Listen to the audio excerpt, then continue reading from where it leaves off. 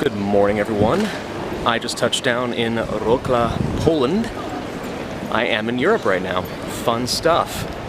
About 11 hours of travel in total from Dulles International Airport in Virginia.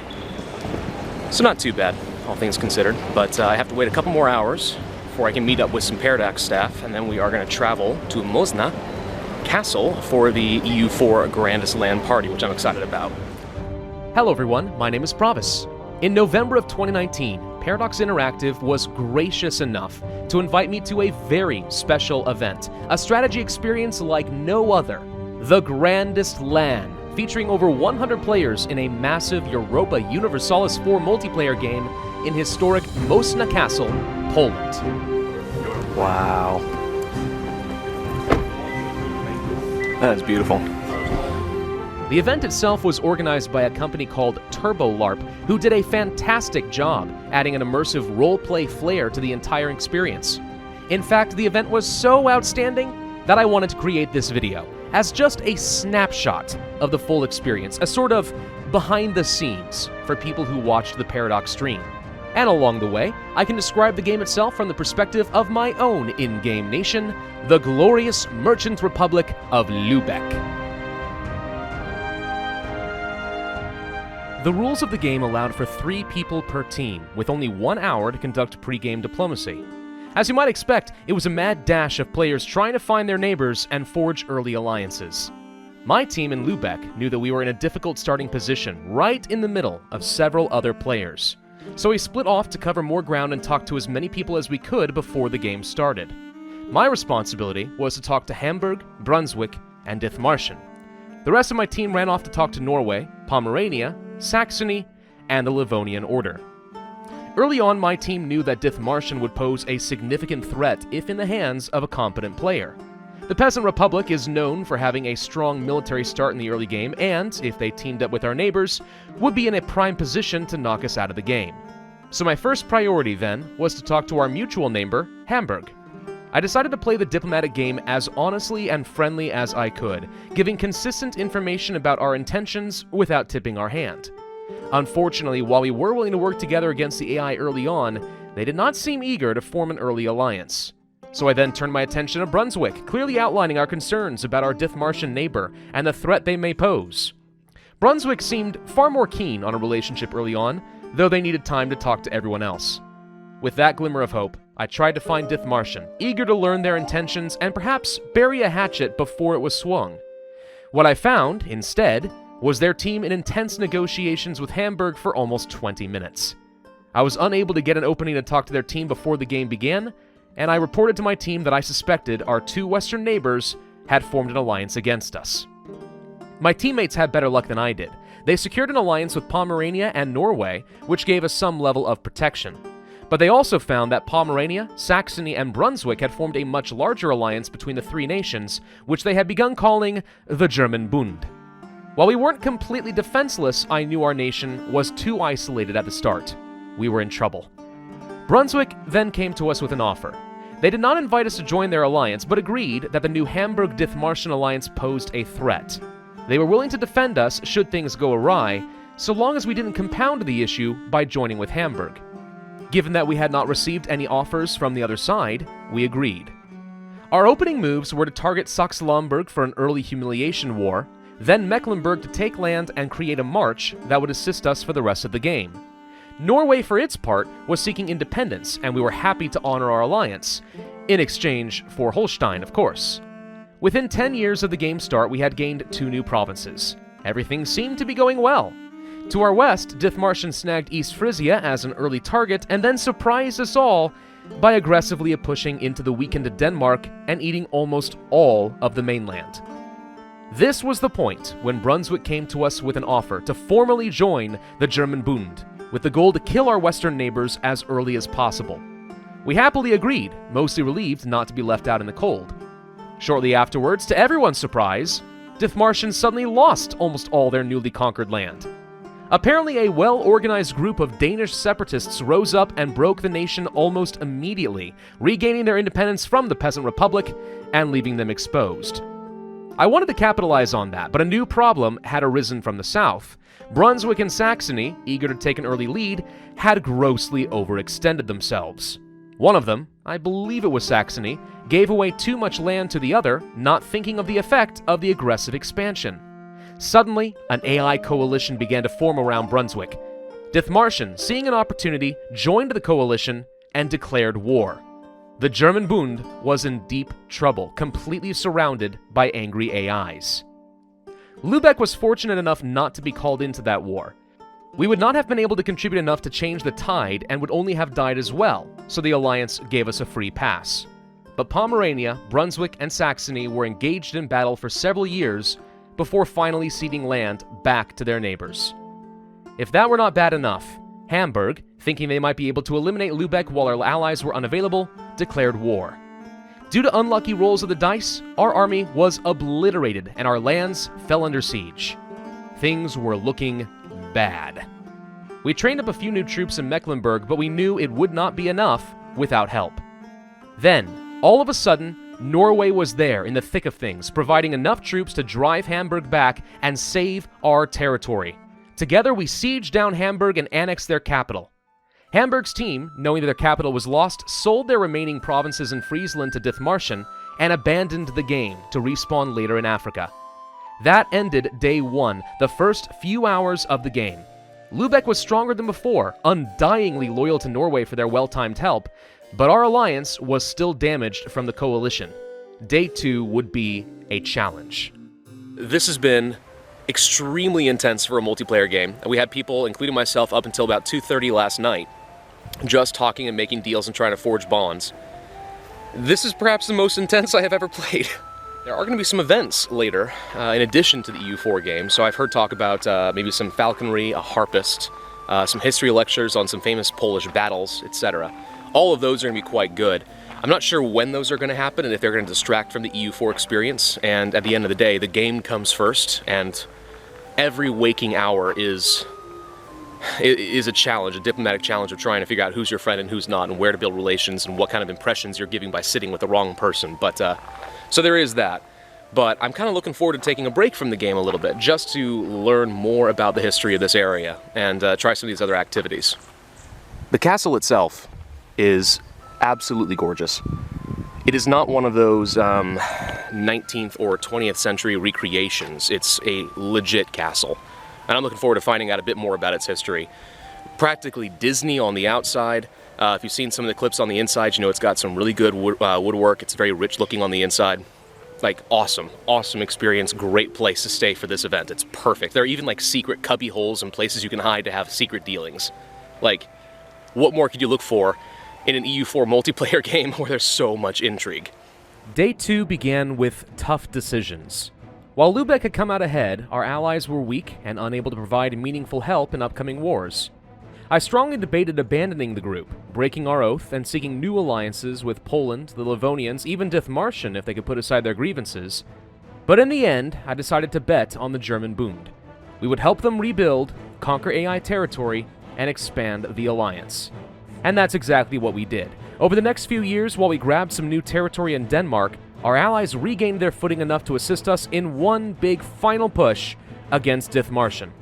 For their part, Dithmarschen had gained new friends in Poland, formerly Silesia, and they put up a strong fight, but we were able to beat them down, feed off their territory, and remove them from the game. They later respawned in India as Vijayanagar. Looking forward, I knew that Lübeck would soon be blocked off from continued expansion. That's never a good position to be in for a multiplayer game because it eventually means that other players will have a chance to outpace you and eventually devour you. So I began to plot the downfall of Pomerania and their removal from the German Bund. Fortunately, they made it very easy to turn their allies against them. Like us, they were feeling trapped and unable to expand, and as a result were constantly calling on the alliance to take a strong stance against Poland and Livonia. The problem is, the German Bund was actively seeking new additions to the alliance, possibly with either of those nations. So Pomerania was perceived as a loose cannon actively undermining our diplomatic efforts. Pulling Brunswick and Saxony aside, I convinced them that Pomerania had to go. When the 50-year alliance expired, we would renew, but Pomerania would be, conveniently, left out of the agreement. I actually was actively attempting to have Saxony removed as well, as they were perceived to be the reason the German Bund suffered such a strong coalition defeat. But Brunswick believed them to still be of value, and I decided not to press my luck too much further. The German Bund expired and was renewed, but without Pomerania. Secretly, Lübeck began to prepare for war. Without warning, we were upon them and slaughtered their armies. The Livonians, seeing an opportunity, attacked from the east. Pomerania was doomed. Furious, they attempted to bring us up on charges of oath-breaking, but I had been tracking the dates carefully. The GMs had no choice but to announce their charges invalid, and the betrayal was complete. Pomerania abandoned their nation, later to respawn in Southeast Asia. With no opposition, we devoured their remaining territory after the truce expired and enjoyed a significantly larger Baltic coastline. Now Lübeck really didn't have anywhere else to go. We could attempt to push west, but the Dutch were allied with a powerful England and would not make for easy targets. The Livonians to the east made clear their ambitions to form Prussia, and we were not in a position to stop them so long as they were allied with Poland, who had just become the emperor of the HRE. So we sat back, built tall, and prepared for the next big phase of the game, the Religious League War. When the Protestant Reformation fired, our entire alliance immediately converted. That put us at odds with the Catholic South. We would need a large alliance to defeat the Emperor and the Pope. I began negotiations with the Orthodox East, trying to convince the Balkan states that the Papal State had grown too large and powerful, and would need to be eliminated for them to continue expansion. France, while still an AI, was rival to Poland, and we were reasonably sure they would join the Protestant side. England and Brabant had also converted to religions and would certainly not join the Catholics, at least. But then I was surprised to find that Spain had converted to Protestantism. Apparently, while my attention was locked in northern Germany, the Papal State had adopted their roleplay with a bit of enthusiasm. They frequently ordered Granada, later Spain, around, and forced Tunis, who became Andalusia, to convert to Catholicism. As a result, all of Western Europe and Northern Africa was also united against the Catholics. It was easy enough to convince them to join the Protestant League. That left only Poland, Switzerland, Milan, and the Pope as strong Catholic powers to contend with. And I was confident, with all of the Protestants and Orthodox united, we could defeat them. We even got the Livonians, now Prussia, to sign on to the German Bund. The Religious League event fired.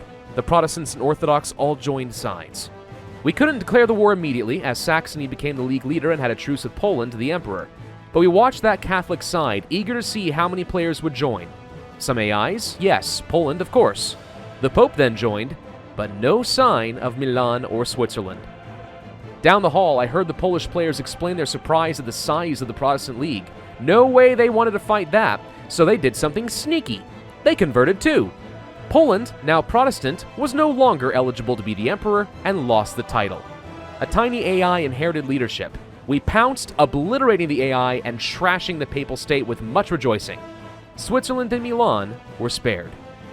The Papal State, finding themselves surrounded and defeated, gave up and began the long process of selling every province they owned to Milan, their former ally. Now, personally, I think this should have been banned. Milan suddenly grew to tremendous strength and formed Italy at a time when the Papal State still had most of Italy, but nothing was done. Shortly after the League War, we got the shocking news that Prussia had declared war on us. In an outright violation of their oath, they had gathered a massive alliance of every Eastern European and Balkan power together to attack Saxony. We called them up on oathbreaker charges, which they happily accepted. We fought valiantly, but the German Bund could not possibly stand against 7 other players. Poland took a great deal of territory from Saxony, and we knew we were once again in severe trouble. I began to form a massive coalition against the traitorous Prussians. They had violated their oath and formed their own superpower, promising to dismantle the HRE and let the hordes burn civilized Europe to the ground. I went to every single European power remaining and gathered them together in the war room, where I soundly denounced Prussia as a game-ending threat. Europe would need to be united against the players from Asia, Africa, and the New World from now on.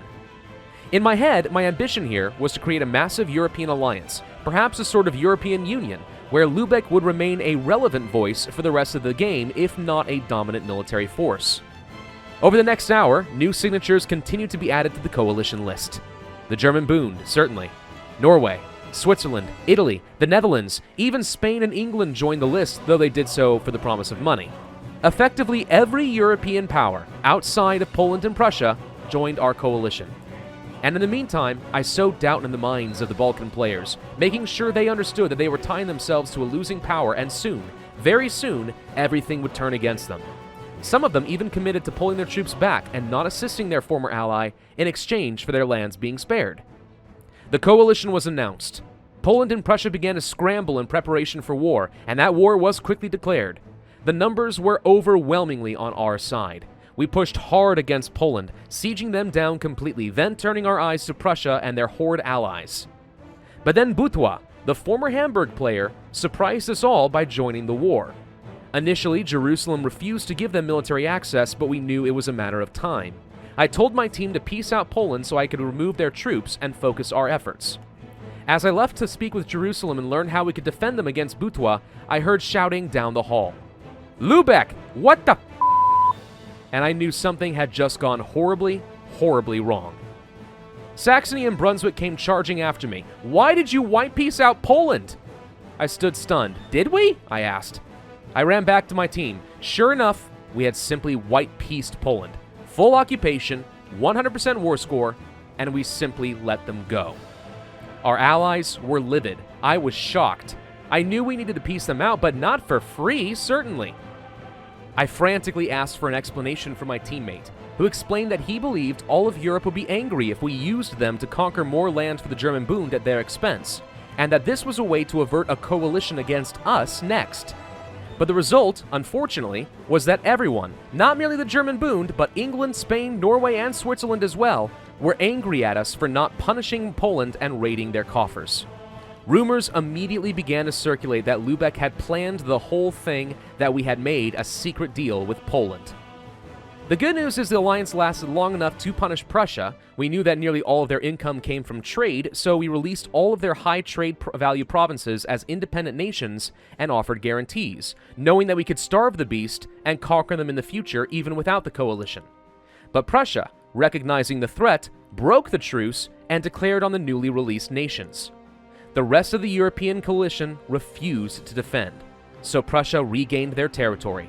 The entire coalition had been a waste, and nothing was accomplished except for the complete alienation of Lubeck.